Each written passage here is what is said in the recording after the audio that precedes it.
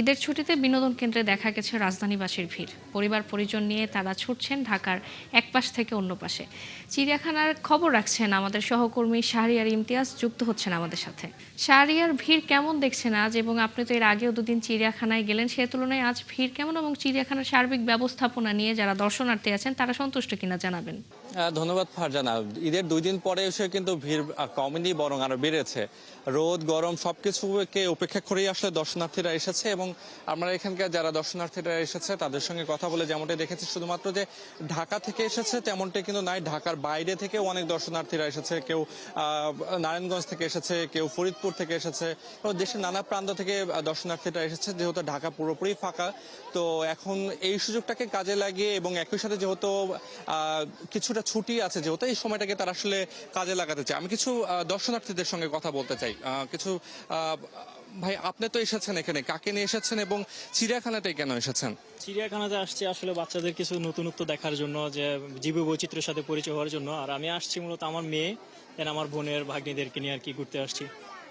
বাচ্চারা সবকিছু মিলে কেমন উপভোগ করছে? মাশাল্লাহ ভালোই।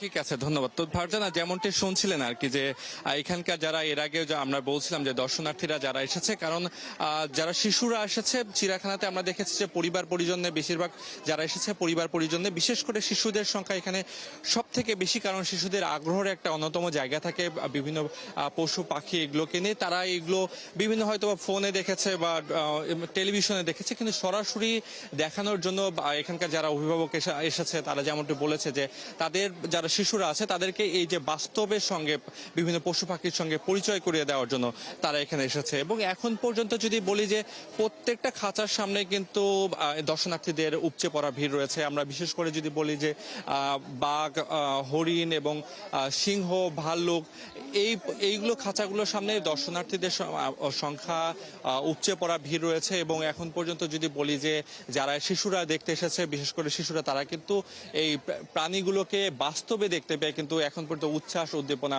প্রকাশ করছে। এই ছিল জাতীয় চিড়িয়াখানা থেকে আমার কাছে সর্বশেষ ফারজানা। ধন্যবাদ ইমতিয়াজ আমাদের সাথে যুক্ত হওয়ার জন্য। দর্শক, চিড়িয়াখানা থেকে যুক্ত হয়েছিলেন সহকর্মী শাহরিয়ার।